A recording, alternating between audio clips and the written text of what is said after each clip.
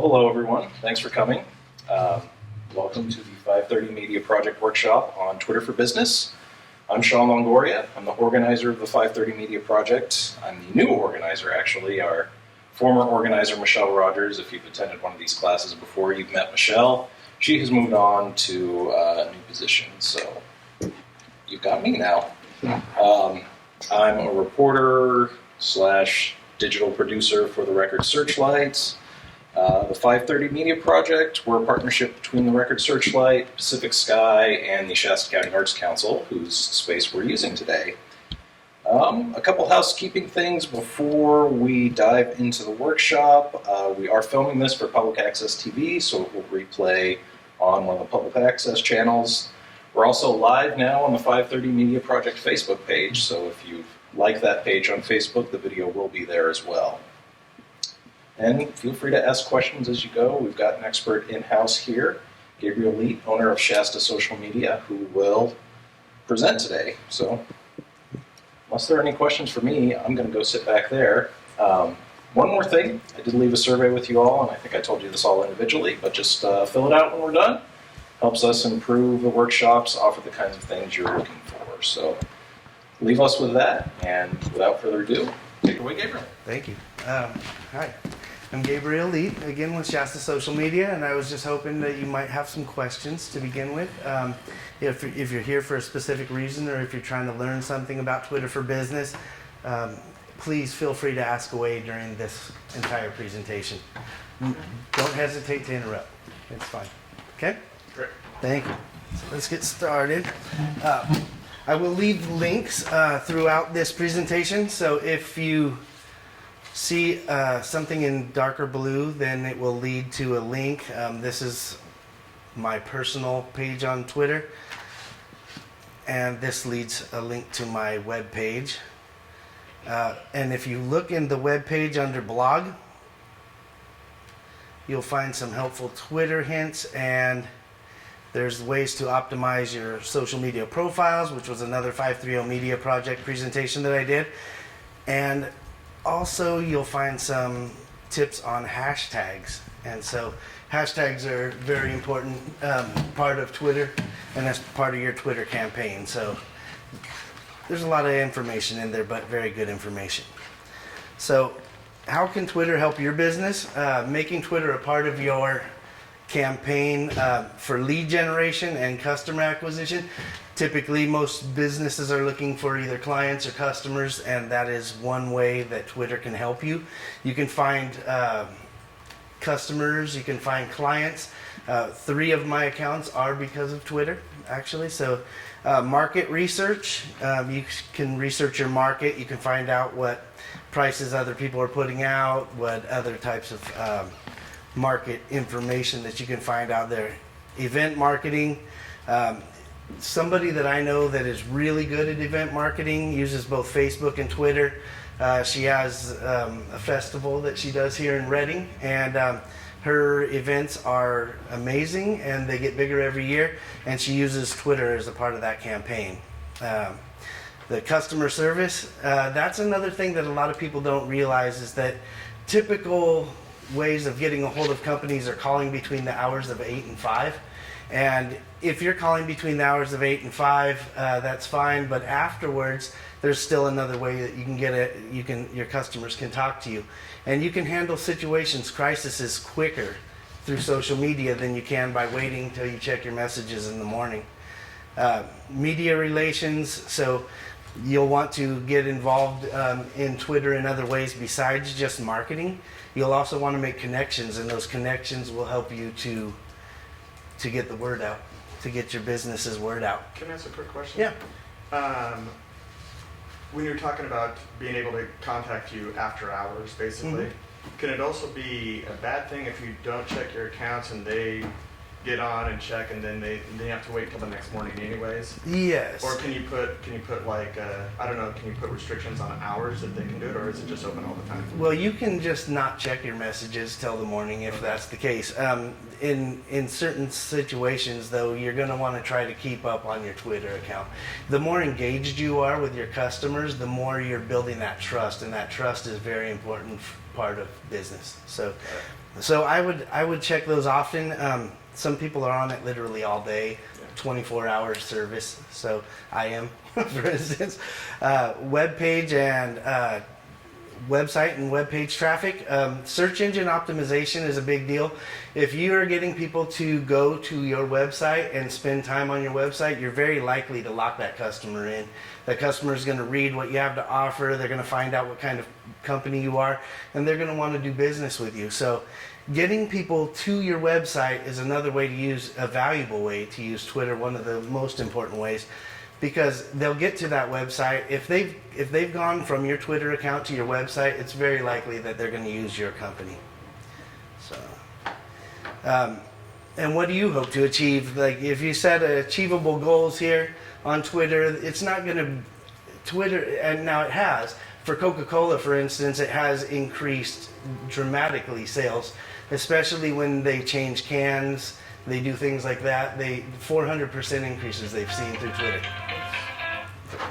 So, business goals, generating brand awareness. If your company is not heard of, then people aren't going to use your company. So, there's somebody that I also know that's out there that uses Twitter, and as far as brand awareness goes, they are maybe the most optimal I've seen yet. They're on Facebook, they're on Twitter, they're on Google+, they're on all kinds of things. And every time I see their name, I know it's going to be something about their company. Every time I see their company name, I know that they're going to be sharing it on groups, on lists, and in Twitter's case, especially lists, which I'll get into in a little bit. But generating business leads, that's obviously very important. Lowering traditional customer service inquiries, which is what I was just talking about. They're able to get a hold of you on Twitter rather than using a phone or, coming to your place of business. Creating a buzz is very important, especially if you have a product or service that you're offering and people aren't aware of it. So you'll want to get that out there, and people will be able to see that, and they will be able to respond to that. So participate in industry conversation. So if you're into farming equipment, in your John Deere, you're going to want to know what your opposition, your competition is going to be into. So that'll be very important. Monitor competition. If you're monitoring your competition, you can see where their mistakes are made. You can see where their positives are. You can see what their customers are saying about them. And you can also kind of use that to sly over people to you. So if they're complaining about this company that they don't respond to them quick enough, their money back guarantee is not better, you could say, my money back guarantee is better. My money back guarantee is, this, and give us a try. So it's one way to convert customers over to you, is by monitoring your competition. So monitoring your brand reputation. If people have bad things to say about you, you don't want to bury that. You definitely want to address that, and you want to address that in a way that makes sense as far as business goes. So if somebody's saying bad things about you, or if they're saying great things about you, you want to know those things. Customer relations or community relations. The more you're in the community, the more people will hear about you, and the more people will refer your company as a potential buy. So customer feedback, you can ask your customers things, especially by creating lists. If you put your customers in an open public list, you'll be able to not only send them all messages at the same time, but you'll be able to see what they're tweeting. And if they're using your services and they're liking or disliking what you're doing, they're probably going to put it on social media. And so you'll be able to see that easily on these lists. And then recruiting, if you're looking to hire or if you're looking to expand your company, that's another thing you can use Twitter for business for. I have a question about Yeah. customer service and responding to questions that come in. Mhm. Is that is all that dialogue then open to everybody who's following you, or is that is there a way to make that just between you and that particular customer, or does it matter? Well, so you can message people with that. You can also make conversations private, but the best way would be through messaging in that situation. If something you really need to address in full, it might be better just to give them a call or to speak to them in person. But definitely you can, I've got plenty of direct messages asking me if I could put something up or share something, and they don't want to ask you publicly, hey, can you share this tweet with your crowd, or can you put this tweet on this account? So they'll ask me that in a direct message, and then I'll retweet them or put their message out. Or if I don't like how they have it laid out, I'll actually go to the web page, create a link, and then put that out for them. And that's a good way to use direct messaging so that not everybody sees what you're talking about. Yeah. So presenting your business to the Twitter community, you want to match the look and feel of your Twitter account to that of your other social media accounts. So if your Twitter account, if it'll load, has a look like this, when you go to Facebook, or if they're prominent on Facebook, or if they're prominent on Google Plus, or if they're prominent somewhere else, they're going to look at that and remember you by your engagement and interactions. So if they're looking for you on Twitter, they'll easily find your logo. My logo's like this. People will see your logo and they'll recognize it across the board. So on other social media channels,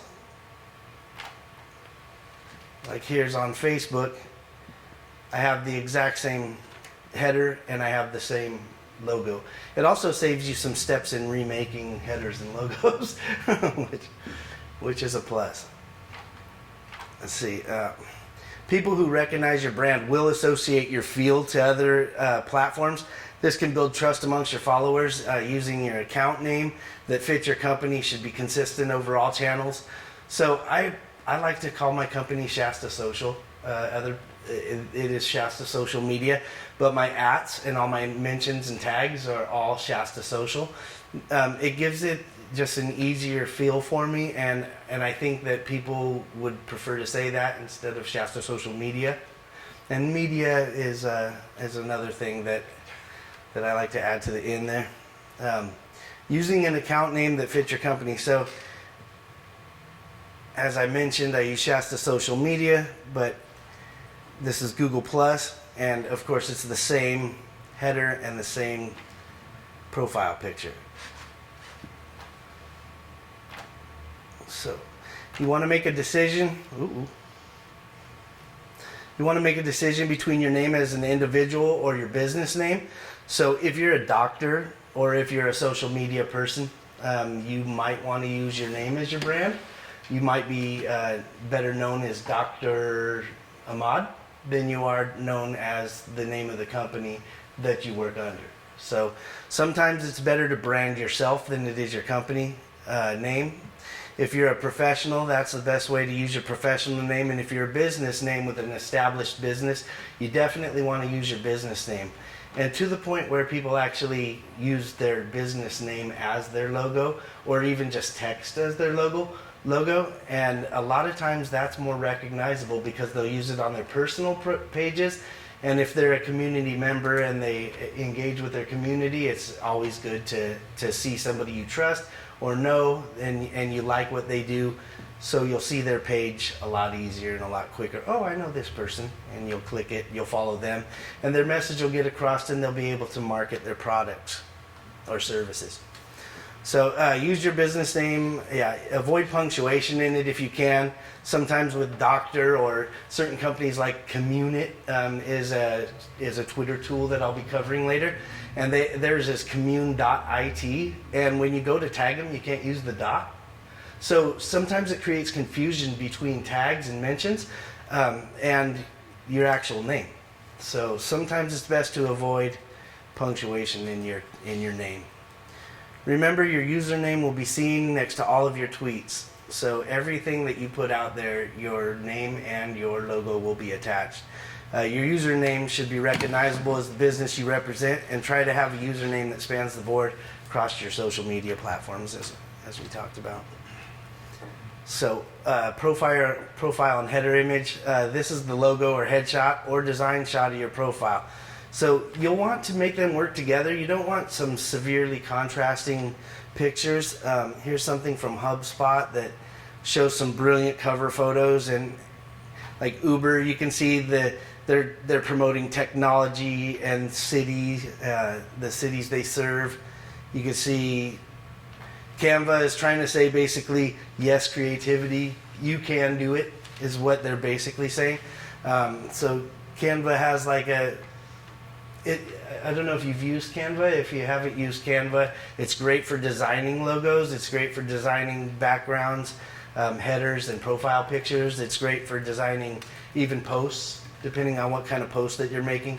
Overlays, holiday thing. If you're a retailer, you want to be set up for, what is that, Black Friday? Yeah. So Target, they have like a kind of a neat theme. Some people actually take their header and their profile picture and they make them blend together, work together, sometimes with lines and stripes, sometimes with things. Target's is pretty nice, I think. The long one is the header. Yeah, the long one is the header and the other one's the profile picture. I don't like those necessarily. This one's pretty simple from Taco Bell. But, okay, so here's, for instance, Netflix. They use Netflix. They'll change it. If they have a new show, they'll put the new show there. But one thing about Netflix is they keep it consistent across all their boards. So, and they also have it in Spanish. So does other companies like BB, a new affinity marketing company that's on. It's another platform, another social media platform. They have them in different languages, but they'll have a separate accounts. They won't just make some posts. Because sometimes I'll have like Arabic on mine and I'll wonder how did that happen, and then I'll look and it'll be a social media person that I follow, and it seems to me that keeping them separate, if you're bilingual, and I think I totally encourage it to have both Spanish, Mandarin, whatever language it is that you speak, having 2 Twitter accounts for your business, because you will pick up that market and people will know that you can speak those languages, and they will use your services also. So I think it's a good idea to have 2 if you are bilingual that way. But keep them consistent across the board. Even if it's Spanish or French or German, you're going to want it to look the same as the others. That way they can recognize you easily still. This is one where they didn't use any money to make their logo or their header, and yet it still works. So there's things that you can do outside of the box, I guess you could say. So profile image. This is the smaller image that we were talking about. This also appears next to every tweet you make. It's the first and last impression. So think this shot through, think this logo through, think what it is that you're going to put on there. You can always play with them later, but it's good to be consistent. So if you make one right the first time, it's better than having to keep going back and improving it. And using quality images is really important. You don't want the blur on there. I've seen it too many times. There's a blurry header or a blurry profile picture, and it's just bad for business. You wouldn't put a really bad sign up on the front of your business. So why would you do it on your Twitter account? You could use the name. You could use the company name stylized in text. As I was talking about, I'm actually going to mention the name. It was Blingy Barn, and I can't remember if her name's, I think it's Janelle, and she has that on her logo. She puts all her stuff, and as soon as I see that in my feed, I know it's going to be something about the Blingy Barn, even if it's her name attached. So it's really well at marketing that, and all it says is the Blingy Barn has a little picture on it, and that's it. So it was really good marketing. You can use the company name stylized in text. Yeah, again, this is an opportunity associated with an image with your business in the minds of everybody who follows you. So psychological marketing, very important. Headers, the big picture. This is the one that's hardest to create, because I'll talk about the dead zone in a second, but you can size it to size. You can use the sizes 1200, 421. You can use whatever size they recommend. And when you use the size that they recommend, when you put it to action and you put it in, all of a sudden things are cut off, words are cut off, parts of your pictures are cut off. And I use the size. Why is it doing this? So sometimes you have to test those. if you have crucial parts of your header that need to be displayed, you want to put them into the middle. And what I found actually is that you want to also put them more towards the bottom, but you don't want your profile picture getting in the way. So let me show you an example of the dead zone. And you could always go back through and click these links on your own, and you will find these links, and these go into much more depth about the things that I'm talking about. So here it is. I don't think they'll be able to see it, but this is the visible area right here. That bottom half will be cut off, this will be cut off, and this is where your profile picture will be. So basically you want the visible area up in that area, in that region. So with mine,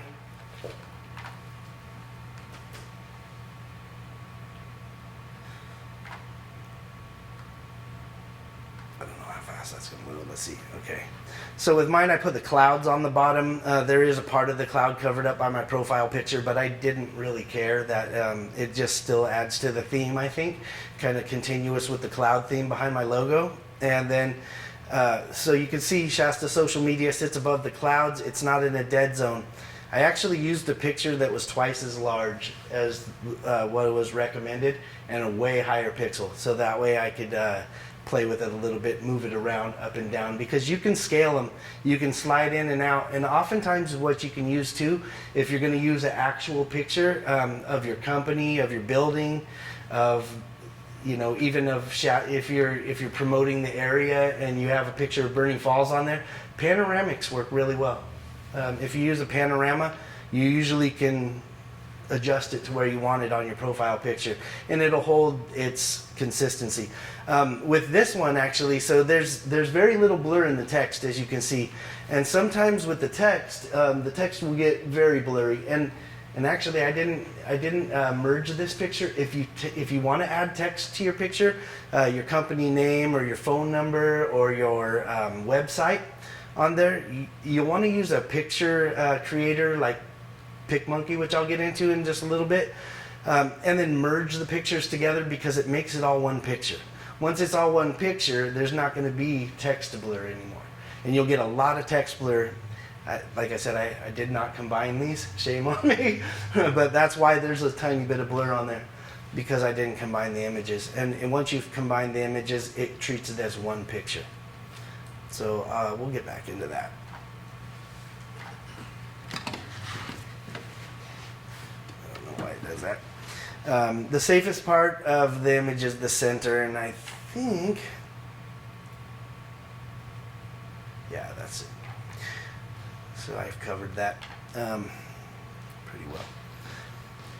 The header should be as high quality as possible. The image is condensed by Twitter for bandwidth and loading speed for users. So if you use higher quality pictures, this is a great link for fixing blurry Twitter header banners.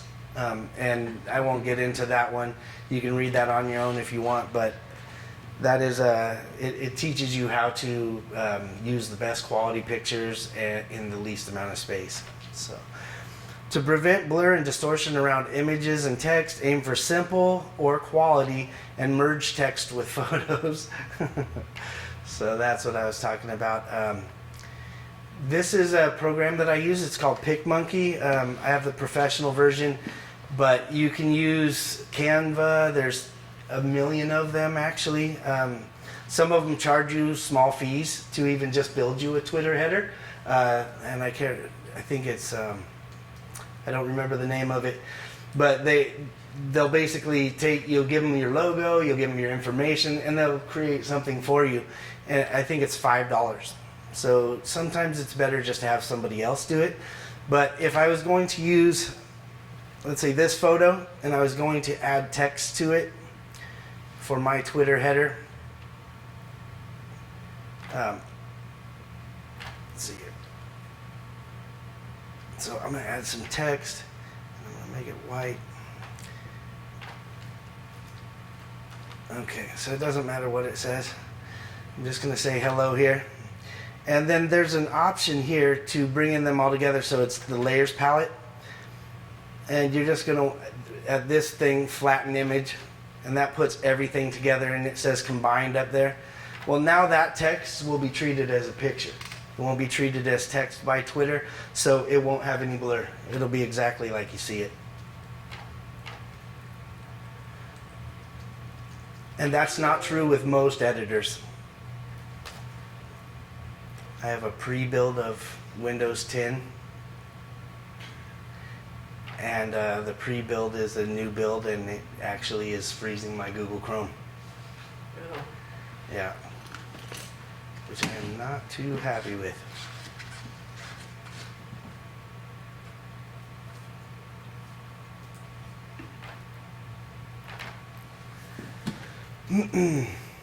I created that picture with that as well. I like that spotlight. Yeah, thank you. I like it too. And I didn't, as you can see, then I didn't even know about combining pictures. So that's the same way. My logo actually has a bit of blur, and if I would have combined those pictures, it wouldn't have had any blur at all. It's hard to do after the fact. Well, yeah, because you've already saved it like that, and then so all your editing's already gone. So you can't, if you kept it open and you didn't like how it looked, then you could go in and combine them. But yeah, it is after that you have to rebuild the whole picture basically. So let's see. And there's the sizes are definitely what Twitter recommends, but they're also like a suggestion. You can sometimes find much larger pictures and find pieces out of those pictures that you'd prefer to use. So sometimes you'll want to zoom in or zoom out your picture and try to find what looks best for you. So these are all the recommended sizes. I'm not in presentation mode either, but that's okay, I'll follow it. So this is for all your social channels. It will tell you all the sizes that you need for Facebook, also all sizes you need for LinkedIn, Pinterest, Instagram, and here's Twitter. So they want 1500 by 500. I've heard again 241 sometimes is even better. Where's that cheat sheet? Is it on your blog? It's on the Twitter for Business. So when you Oh, okay. Yep. And you'll be able to click it. It says image sizes 2016 right there. And this is, it's updated, but it's also made in 2016. So these are definitely current. You'll want there's a header photo, in-stream photo, which is your tweets basically, and your profile picture. And it gives a little bit of recommendations there. For my logo, I actually had it built 400 by 400. And it's worked out really good. I haven't ever had to resize. And if I do different things with the background or breast cancer awareness, I put a little red ribbon on there. A little pink ribbon. You can do it for anything, overlay certain things onto your pictures. But 400 by 400 is the best. And it'll resize that for you actually when you put it in there. So if you put it in there and it's 400 by 400, you can modify it, just keep it the same size, and then you can plug it right back in and you won't lose any, it won't get any more blurry. You won't lose any pixels. So follow the right people and companies. So this is really important on Twitter as far as customers and clients and local groups, organizations. Groups and lists are really good to be added to. If somebody adds you to a list and you've got enough ads to list, that means people are really interested in what you're tweeting. If you get added to a list, you can go in and confirm that you want to be a part of that list, and then you'll get notifications from those. If you don't want to be a part of that list, you can either remove yourself, and you can also tell them, please do not add me to lists. And or you can just leave it the way it is, and you'll be in their list. They'll see your tweets, but you won't necessarily see the tweets of all the other people in that list. So, and I'll talk about lists real soon. With influencers, okay, so if you are starting in a secondhand store, and there's people that are doing really well with theirs, you'll want to talk with those people. You'll want to get in with those people, and you'll want those people to share your tweets because they have a larger audience, and those larger audiences will see everything they retweet of yours. So if they follow you and they retweet something of yours and they have a huge following, you're going to be seen by much more people. It's one of the cheapest forms of advertising. Twitter. I mean, sometimes you can get ads, or some people buy followers. I would never do that, but there is reasons to buy followers. But I would not buy followers. And so there could be some cost to Twitter, but other than that, really, it's free. Or if you have somebody managing it for you, of course, that's going to cost. But if you're doing it yourself and you're taking the time to make those tweets, you want people to actually see those tweets, and using influencers to do that is a great part of this. So even if they're unrelated sometimes, I was amazed that I know a person in Lassen social media.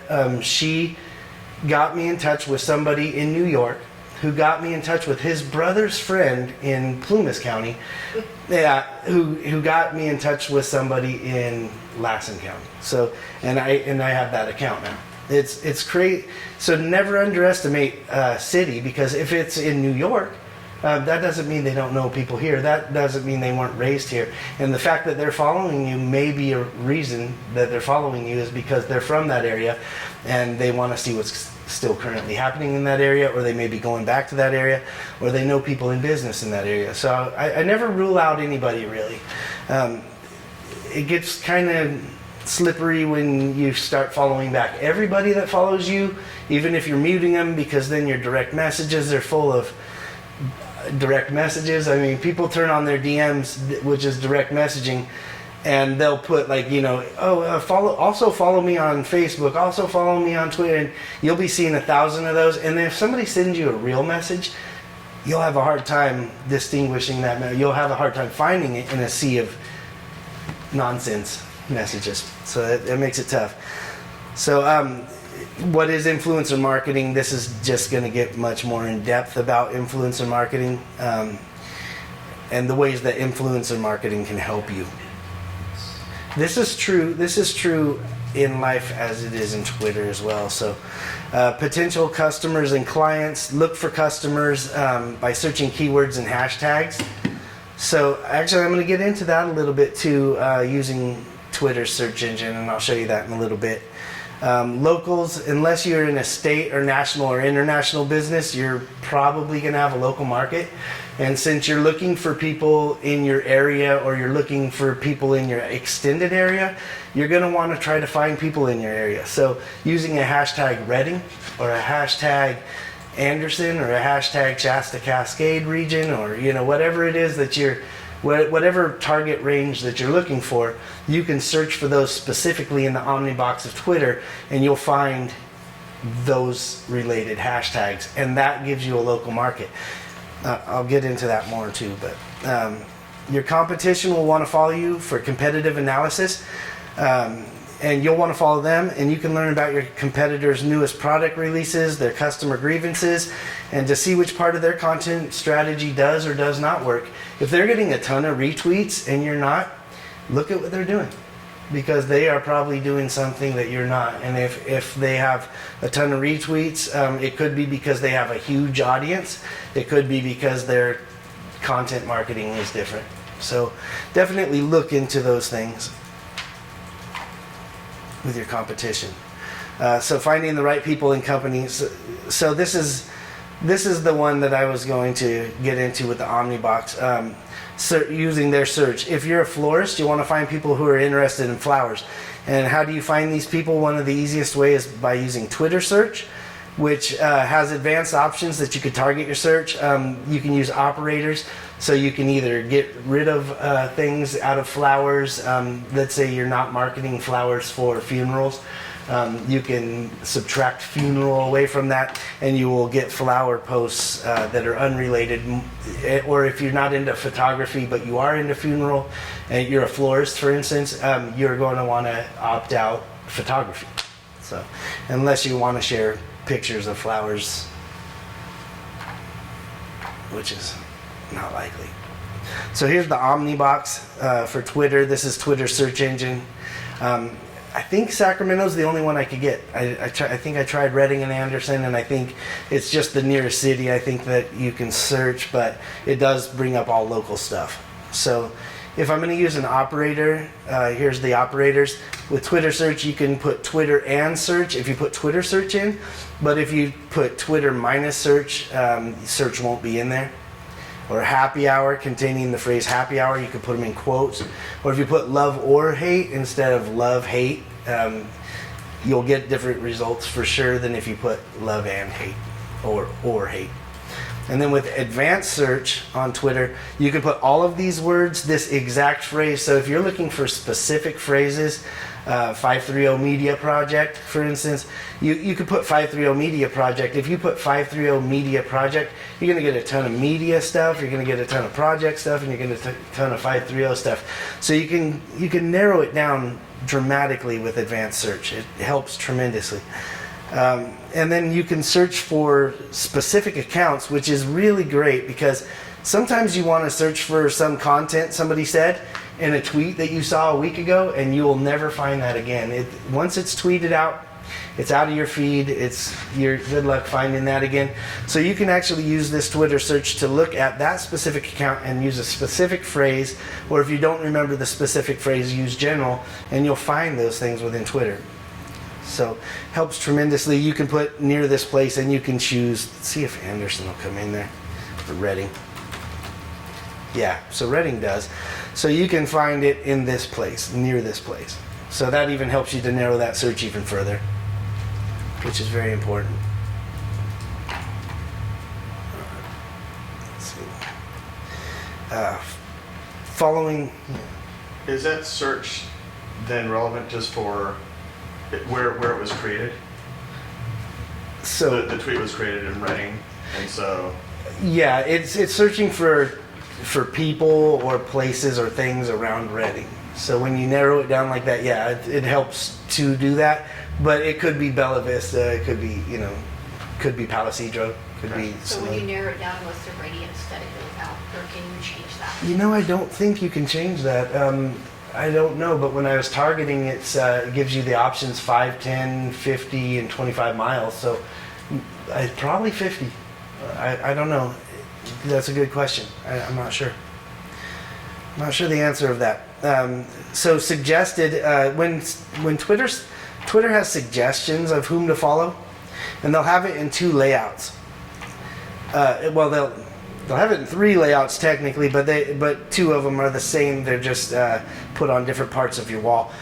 This is the long form. It shows some of their tweets. It shows you who to find when you're getting into Twitter to connect to. So it'll say connect to these people, and it'll give you 3 options.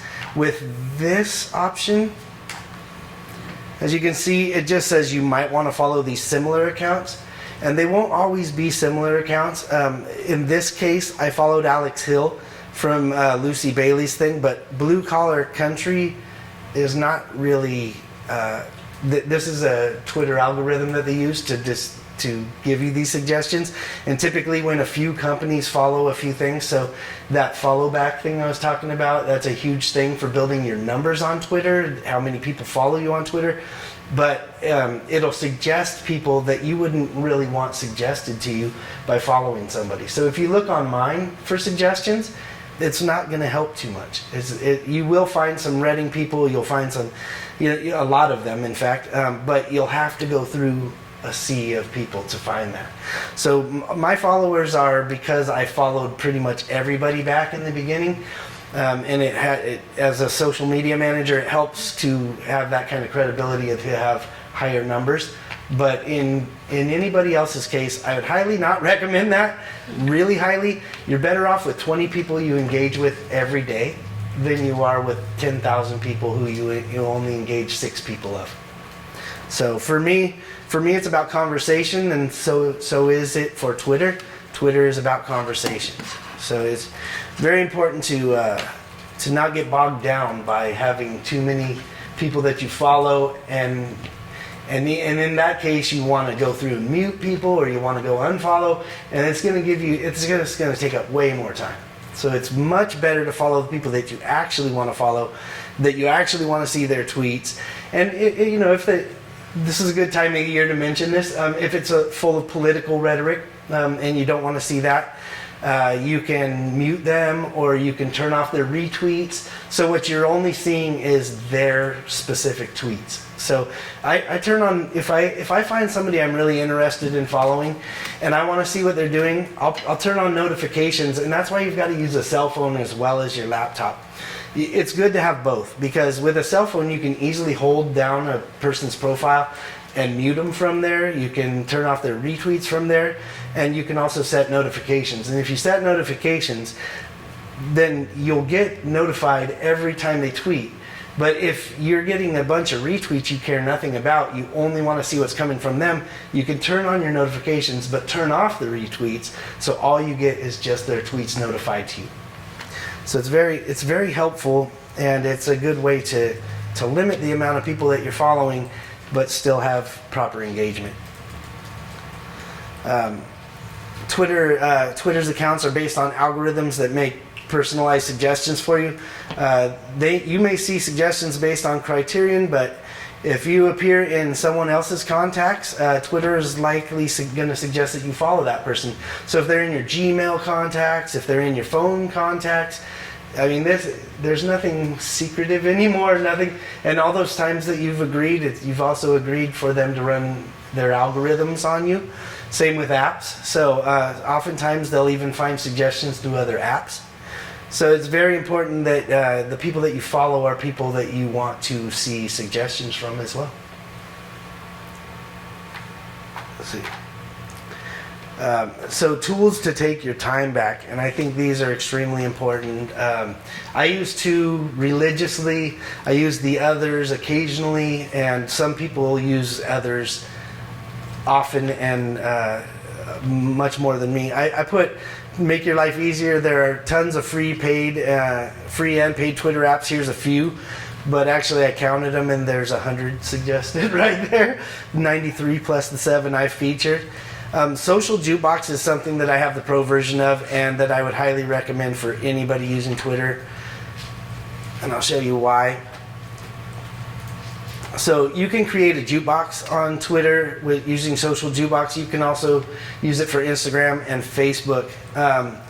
If I go to, hopefully my Google doesn't freeze. If I get into my jukeboxes here, which you got to think of it like an actual jukebox, these are records, and your record's going to spin and it's going to come back to the same point every time. And so it's going to spit that tweet out again. And what's neat about it is you don't have to do anything. Once you've created these tweets automatically tweet for you. You can put them on a schedule. So here's my schedule. I have them, I'm tweeting from my jukebox every 4 hours, every day of the week. And I'm doing it in a 12-hour concession. So a lot of people that I hit the market of as well, and some of my influencers are from other countries. So I want them to see my tweets as well. And also, if some of your tweets are going out at 4 in the morning, but they're not being repeated for 4 days, then other people won't see those, but eventually will. So it doesn't get, you don't get bogged down by the same tweet all the time. Plus, like I said, once it hits your Twitter feed, it's pretty much gone after that. So if they didn't see that feed, they didn't see that tweet. So what's good about this is it'll continue to kick out that same tweet in my case, pretty much every 15 days. There's also, I have a ton of records on another account, which I haven't asked for permission to share, but I have over 300 records on that one. And they constantly go out. And another one I have like 165 on. This one I only have 60 on. But if you think about this is the paid version, but even the free version, you get 300 tweets.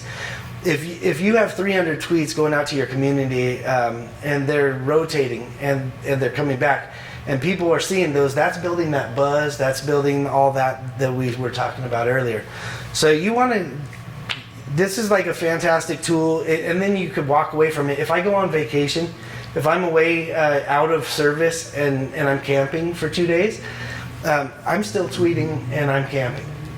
So so this is one of the things I love the most, actually. And with the paid version, you can post it now. Like for instance, if I wanted to tweet something now, I just post it now. And there we go. It says just posted.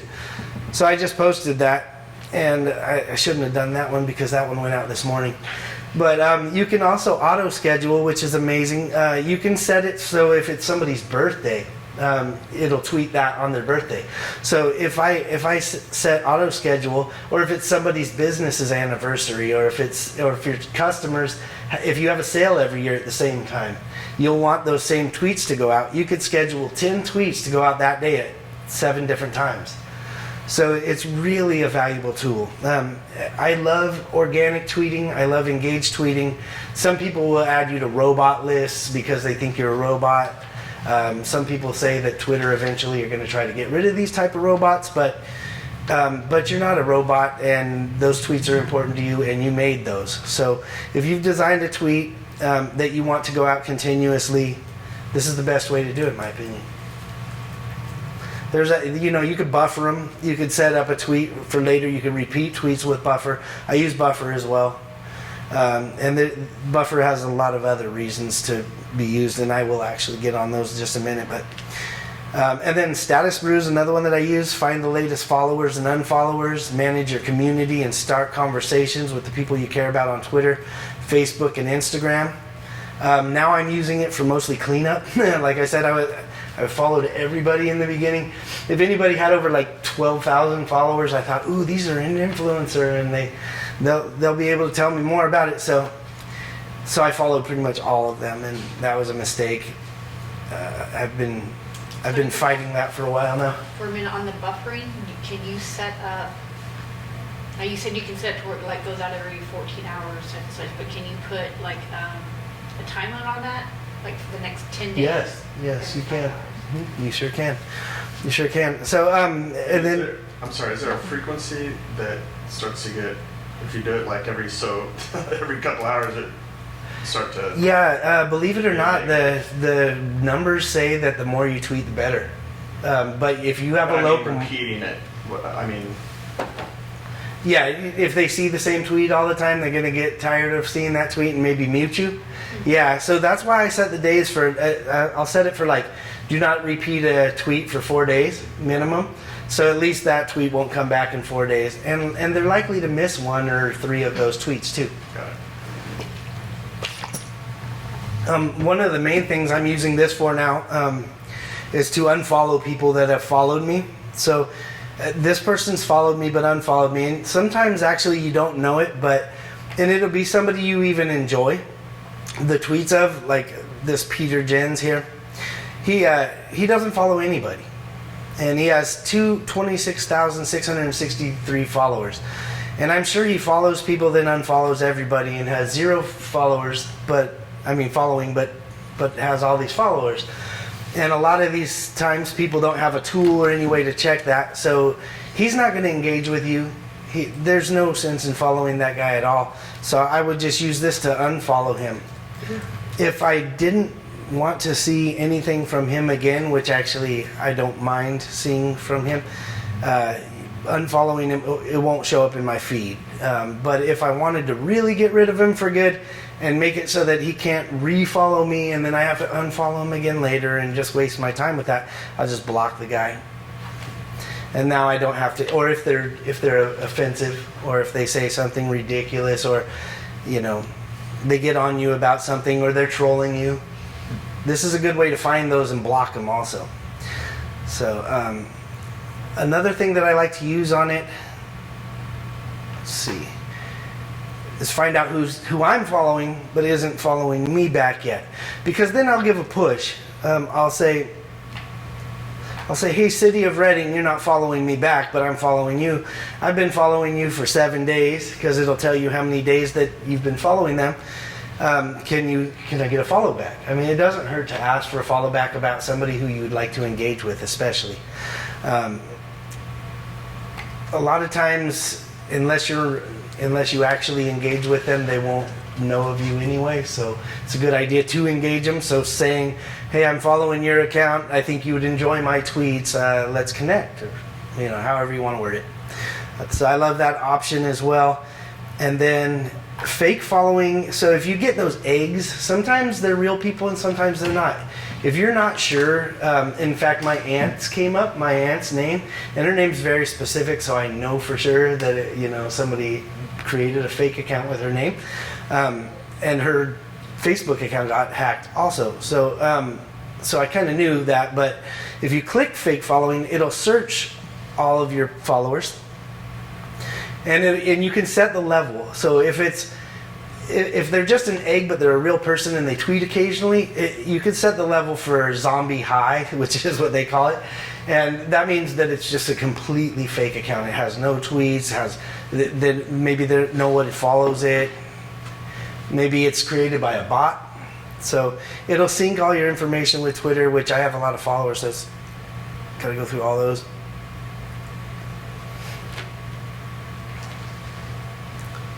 Alright, so I have none. And then, let's see, you can track mentions, which is really neat. If you want to know who's mentioned a specific person or how many times they've been mentioned, or like your competition, for instance, you can find out how many people mention them on average. Well, you can find out specific numbers as well. And then you can also like put filters on them. If you don't want to see anything in Arabic, you can find all Arabic people. If you don't want to see anything in another language, you can pick all the languages, or you can pick a specific language. There's all kinds of neat little features in there that you can use for that. And you can also use tweet search through them, and this is almost like Twitter search. it's very similar, so I just use Twitter search. Let's see, Hootsuite is a web-based service that offers a powerful set of tools for managing multiple Facebook, Google, and Twitter accounts. If you're doing this for your business and you're not doing this for multiple businesses, you probably won't need a service like that. If you're using just one Twitter account, I would suggest using some of these tools, but I would do a lot of it organically, because the more you're on it, the more you're able to connect with people and the more you'll see that they're posting. So organic is best. But if you need to schedule, or if you're managing, if you have a parent company and you have, sub companies, and there's 3 or 4 sister companies that you're trying to manage the Twitter of, you can use these, and you can tweet to all, or you can tweet to some, and these are very valuable tools for that. So organic is using just Twitter, not... Yeah, organic tweeting is not using the tool to tweet. And actually it does say on there, on your tweets, if it came from you, or if it came from your iPad, or if it came from, Tweet Jukebox, or if it came from where, So some of them will say where. Some of them will use different names too than what their actual app's called. But TweetDeck is a good one. It creates a custom Twitter experience, organize and build custom timelines. It's like using lists, but it's a little more advanced. Keep track of lists, searches, and activities and more, all in one interface. And it does. It even mentions it shows your mentions, who's in your Twitter list, so you can see that all on one screen, and you don't have to go to your list. I don't mind going to my list or opening new windows or signing in and out of accounts. But sometimes it depends. If it's company-wide, I'll use those. Twiroid is really great. This is something that not a lot of people use, but should be. I mean, across the board with Twitter, it gives you hourly graphs of when your followers are online. So if you've got people that are on there from 5 p.m. to 8 p.m. or 8 to 11, which is in my case, and they're mostly women or they're mostly men, you know how to target your marketing. So for me, that's helped tremendously, because the buffered tweets, or the tweets that I'm going to send out organically, or the tweets that I'm going to schedule, are all going to go out at those times. So because I know that's when my market is on. So that's why I use Twiroid. Communit. Now, I don't often use Communit, but I do like their mentions. They have, it's free, and they have mentions, and what it'll do is automatically mention new followers. Thanks to my new followers, this person, it mentions their name. Or thanks to my most engaged followers, and it'll mention their names. Or it'll say, thanks to my top interactors, or thanks to my top influencers. So I love this feature, and it's free, and I don't do anything else with it but use that. And I've got including Buffer engages with people great.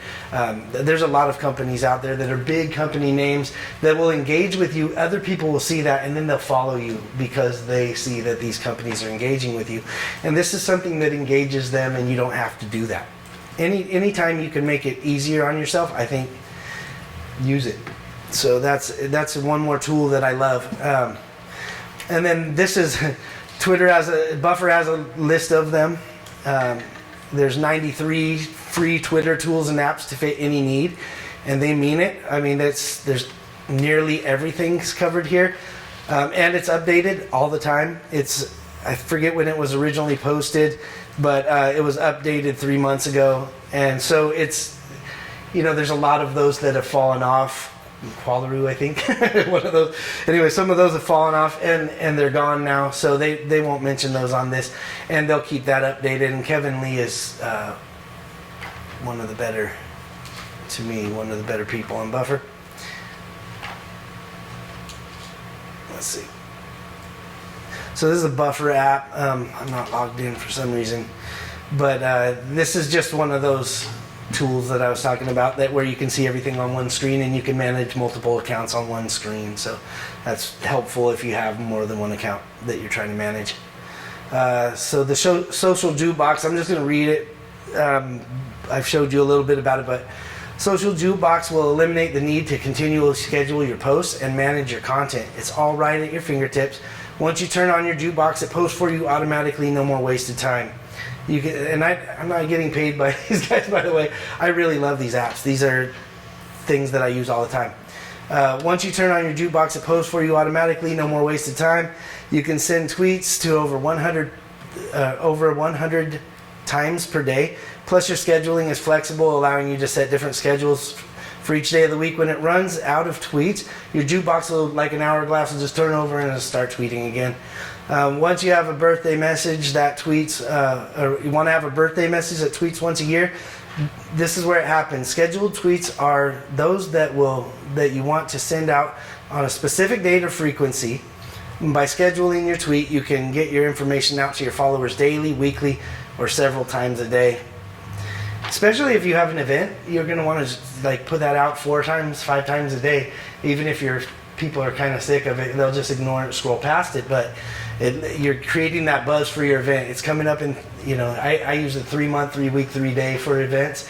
If event's coming up 3 months in advance, I want to make sure I set your calendars, and then 3 weeks, hey, it's coming up, here's a reminder, here's what's going on. And then 3 days, I really want to start pushing the buzz all the way through. Hard. So that's how I would use that. And then for Status Brew, it's a social media management platform that lets you manage social profiles on Twitter, Instagram, and Facebook. It used to be, both of these used to only handle Twitter, and they both expanded and changed their names. Status Brew is one of the top is a one-stop platform to discover, engage, and grow your audience across social networks. Status Brew has the following 2 sections. One is publish, to plan and create and schedule all your social publishing, and then your audience, how to manage and grow your social audience. So you can discover who followed or unfollowed you, to keep a complete log of your fans, mutual follow back, not following back, and to perform follow unfollow actions at a button's click. And you can detect zombies and fake profiles and connect with the most influential profiles using filters, as we covered, really. So now, if you're not comfortable with Twitter, you're using it very sporadically, you're not really, maybe you want to create your jukeboxes before you start your jukebox so you don't have 3 tweets going out in a succession. You can link your Facebook to Twitter. It's really not recommended when you make a Facebook post or Instagram post. You can send them to your Twitter account. Oftentimes what happens though is if you start off with a few words or a smiley face or something, it'll say you posted a picture to Facebook, or it'll say hi ... and then facebook.com/. It won't give like an intro where you would say follow this link to learn about. It'll just give the link. So I don't really recommend it, and if all I see on an account is Facebook reposts, why would I follow them on Twitter? I'll just follow them on Facebook. So for me, it makes more sense to not do this, but here's the way that you do it. And actually, I have 4 accounts that are attached.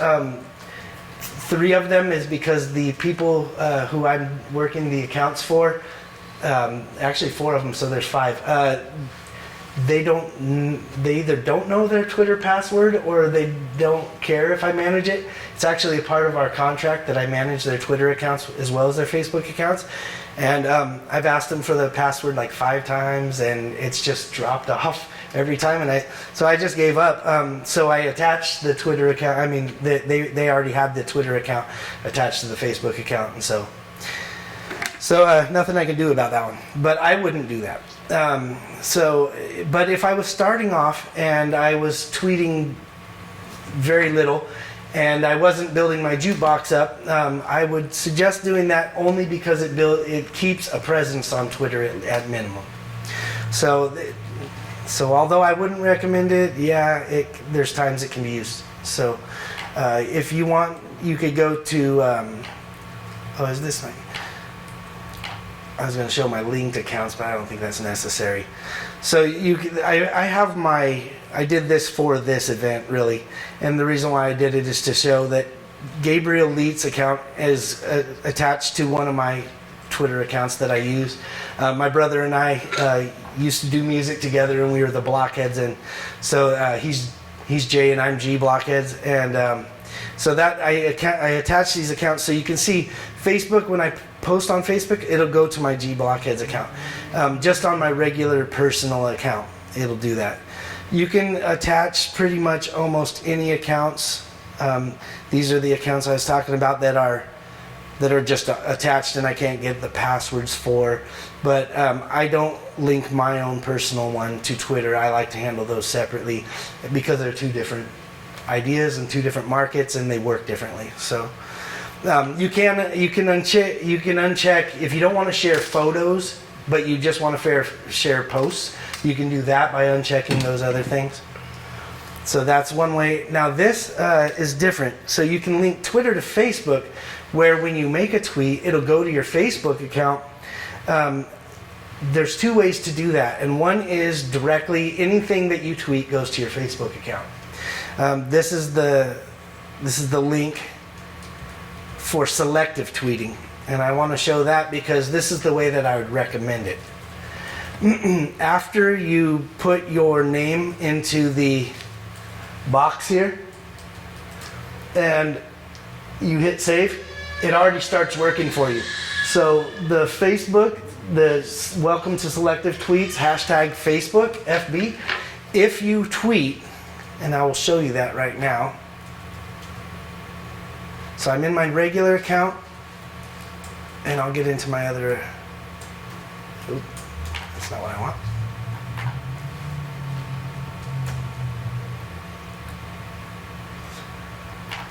Let me get into my G Blockheads account because that's the one that's linked, and that's why I linked it so I could show you this. I'm going to unlink it after this. So log in. This one. Okay, so if I do a regular tweet right here and I put test and I tweet that, then it's just going to say test here and there's nothing on my page. Now if I put test #FB and I tweet it,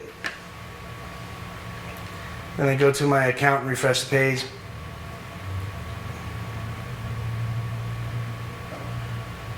Once the page refreshes. That's weird.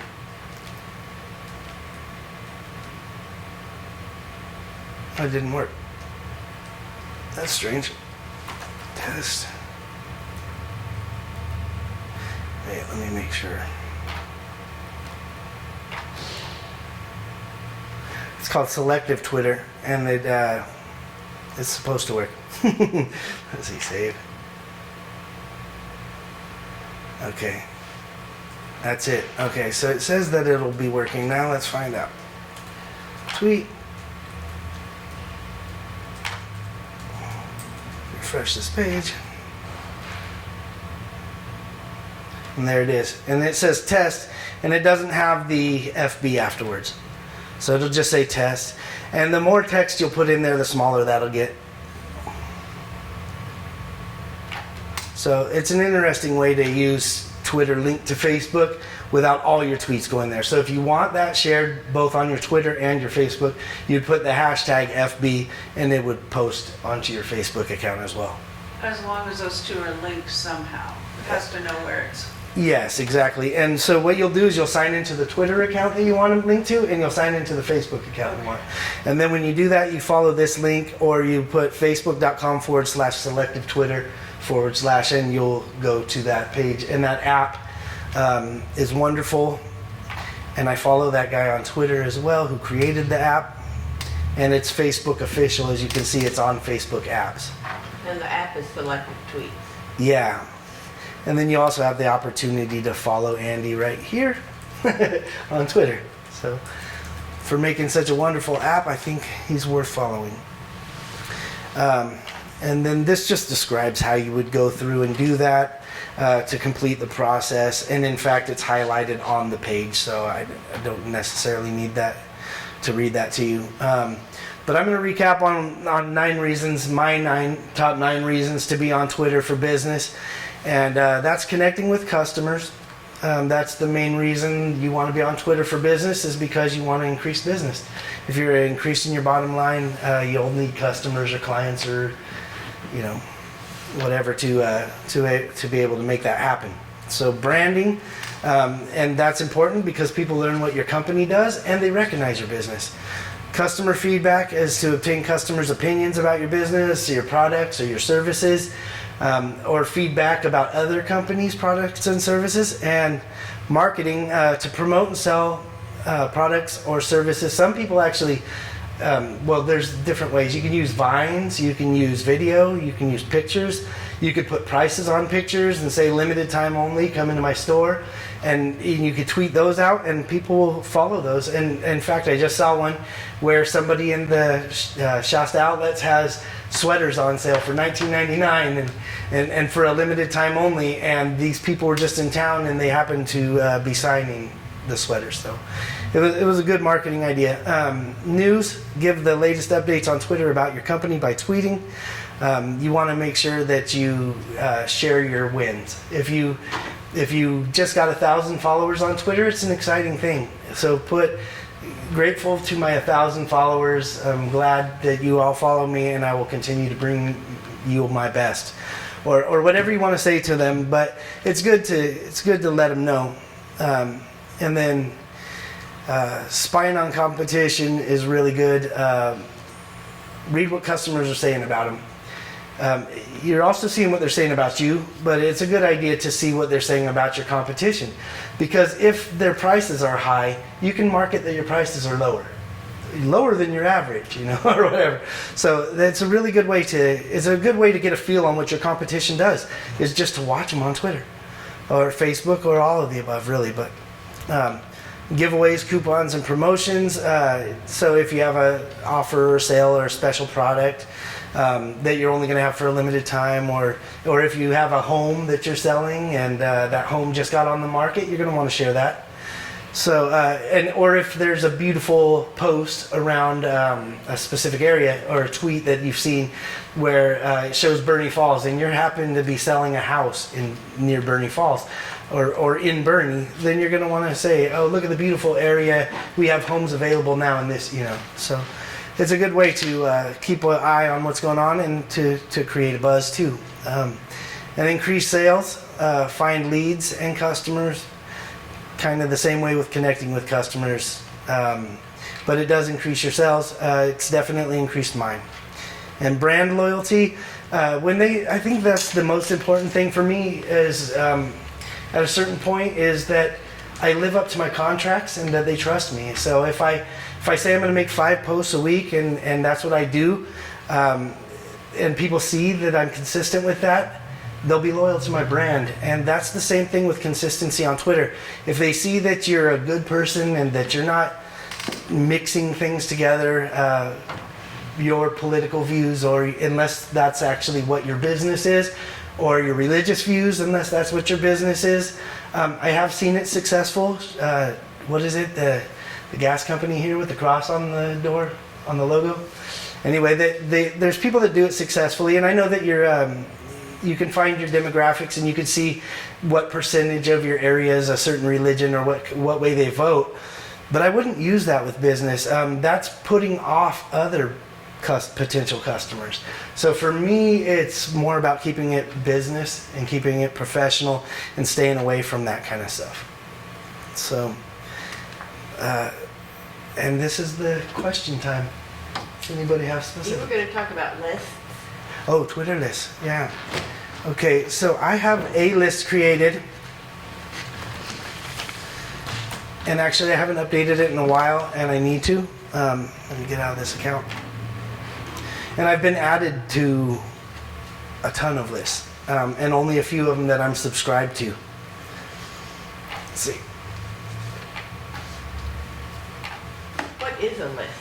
So a Twitter list is a way that you can take your followers and put them into specific categories, and you can take like your customers and put them in one open list, and then you could take your clients and make them on a closed list. If let's say you also want to create a round table of like-minded people in your company or organization, or outside of your company and organization with other companies, you're going to want to keep those lists private, and you can set those lists to private.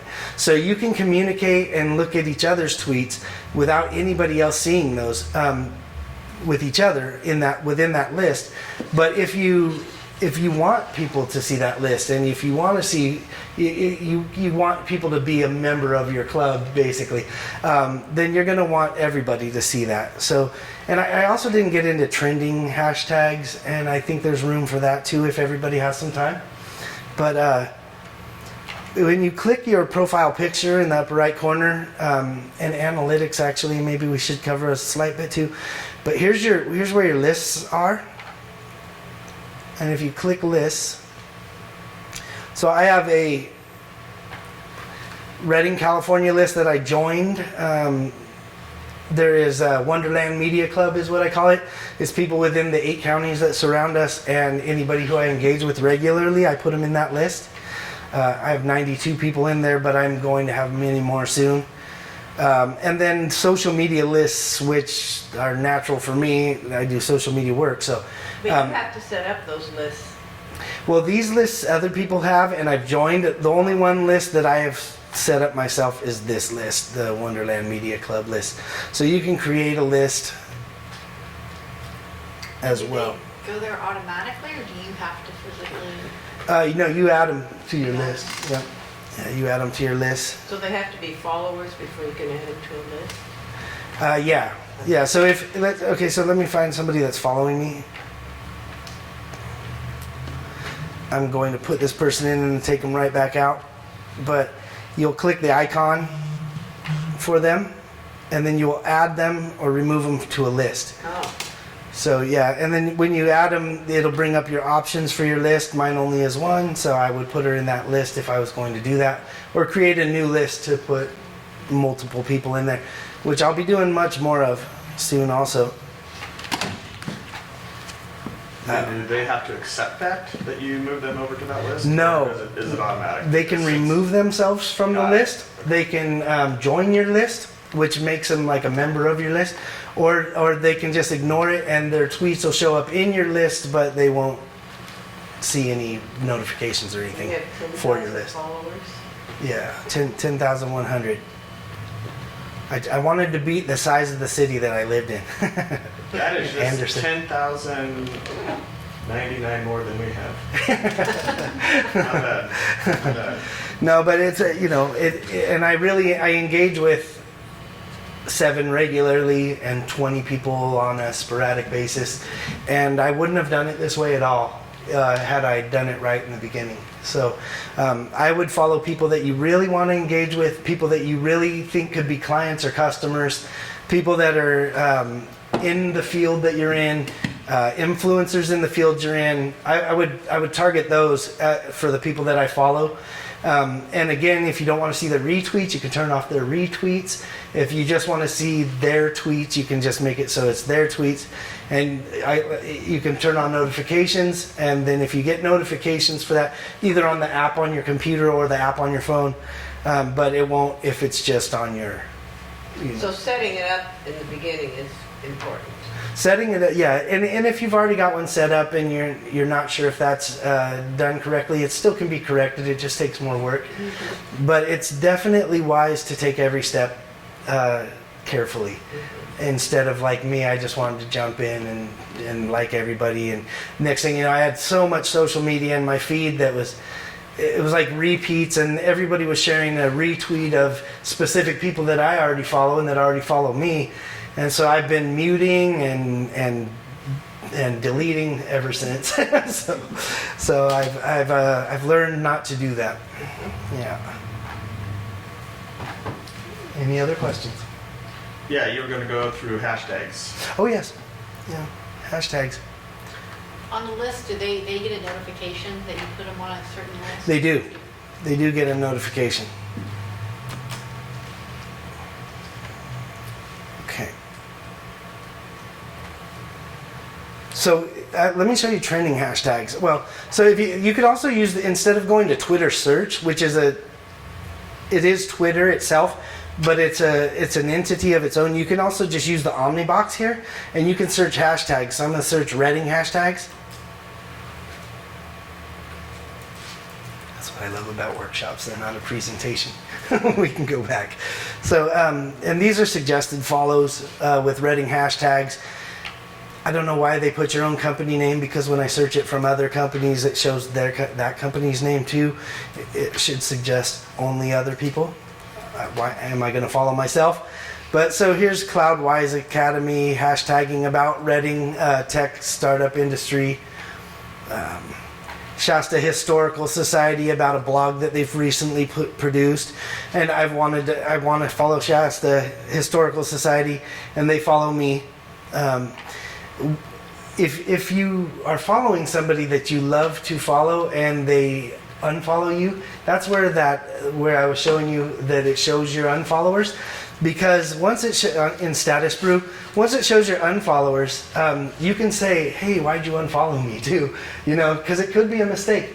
There's like cleaners that take away like people you don't engage with often, and they'll clean out all those engagers or non-engagers, and you'll say, oh, why'd you unfollow me? And they're like, oh, I didn't mean to. Or there's also a purge button on that one with the paid version. And if you hit purge, everybody that doesn't follow you gets purged off. So only people that follow you are who you're following at that point. So sometimes you accidentally purge somebody you don't want to purge, and that's a good way to say, hey, you purged me, and Why did you unfollow me? Could lead to a slippery slope also. Well, it could, but then it's going to give you the proper feedback too. Hey, I don't like your tweets. Oh, maybe I need to adjust my tweets. So that's important. Here's the who to follow on this side, and below that is trending. And I don't know why this is set. It seems to me, and I've tried to change this. Let me see. Yeah, no results for Reading. So I think Sacramento is the closest place you can follow. Yeah, no. Yeah, it's Sacramento, I think, is the closest trending. I think it's population, probably. I'm not sure. I'm not positive why. But so you can see what's trending now. It's National Pumpkin Day today. Wednesday Wisdom, Tweet, Jukebox, and Alphabet Success. Those are actually the Tim Fargo's accounts. He's the one who has the status. It used to be Tweet, Jukebox. Where do you put your hashtags to get people to see it? Good question, actually. So you can put them in the body, or you can put them at the end. I usually every tweet.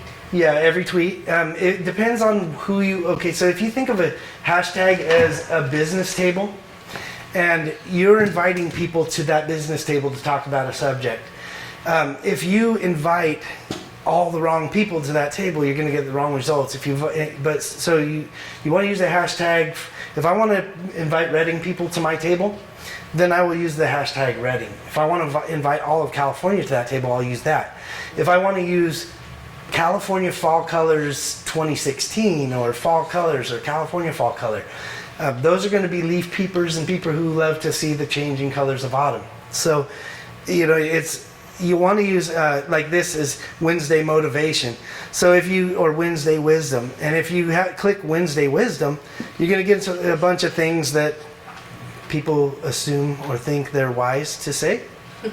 Sometimes you'll get these things, and but otherwise it's usually something motivational, like Wednesday motivation. Monday motivation is usually more popular, but that's just a related search. And then but if you use a trending hashtag, let's say you want it to go on a national level, or if you're branding on a national level, and you have something relative that you could use that relates to your business somehow. Why I love Halloween. If I'm a store and I have an online market also, I have an online business to sell the things not only in a retail form but also in a digital form, I would use that as I've got product. Like Halloween masks that are real high end. I would say why I love Halloween, because you get to dress. It's the one time of the year you get to dress up and not make a fool of yourself. Whatever you want to say on that. And you can leave a link now and a picture too. So if you leave a link on there, they can follow that and they go straight to your online store to buy the picture of the masks. To the website. Yeah, a link to your website, which is also typically what really that you're using this for in the first place, is to obtain that customer. So if you have a website that's set up in certain ways, or if it's just a website that gives information, you have a blog on there, or you have a longer description. You can't fit a long description into Twitter. So if you want people to read more about who you are, more about what your company has to offer, you're going to want to get them to that website, even if it's just a landing splash page, So why I love Halloween is a good one. Actually, National Pumpkin Day would be great for Haas Farms, for instance. There's a lot of companies out there use these trending hashtags wisely too. So there's always trending on the side of your... Yeah, it's typically there. And also, if the people who you follow will also show up there. So like Wednesday Wisdom, these 8 more people are using this tweet that I follow. So 10 people are using Wednesday Wisdom that I follow. So it kind of it gives you a little more information. For big number crunchers, there's even more. It can show you. So yeah, I will, in fact. Here's analytics here. You click your profile picture and you'll click analytics. So my tweet impressions are down. If I want to keep my page running optimally, I will want to try to bring my impressions back up. I will want to get my mentions back up. Retweeting this one just now was one that I actually had some engagements on, and I earned 15 impressions. So 1,315 people saw what I had to say on that. What's an impression? An impression means that it would landed in their feed and they at least scrolled past it. Okay. They probably have seen it. So the tweets here, I've put out more tweets than I did before. My profile visits are way up, and my followers are up 190 in a week. So that's pretty good, but again, I don't think I would have handled it this way before, and those numbers would be lower, and that would be fine with me. And mentions, if somebody mentions you? Yeah, when somebody uses the @ symbol before your name, and they'll use your username, when they use that @ symbol, it gives you a notification on your page, and it also gives them a notification on their page. Excuse me, and it also lets them know that you've said something either about them or you wanted to draw their attention to. And same thing with the hashtags. If somebody's using a specific one, Visit Reading uses certain ones like Reading. This is Reading, for instance. If I want Visit Reading to see a post because I'm reposting a blog by somebody that I follow that I saw they were mentioning Reading in, I'll use that hashtag. And then Reading, when they search their hashtags in the morning, they'll find that. Any more questions? If you want to start your own hashtag, whatever it is, Mhm. can you put it in there and then it'll show if someone's already used that before? Yeah, absolutely. Okay. Yeah, and actually, when you do that, when you're creating a hashtag for marketing, you want to make sure that doesn't land you in hot water. There's people put random hashtags sometimes, and you click the hashtags, and there's a bunch of things you don't want to see in there. There's a way also you can turn on filters so that you don't see horrific things, but We also want to see what your clients are potentially going to see too if you put that in there. Correct. Yeah. Correct. Yep. So thank you. Thank you all for being here.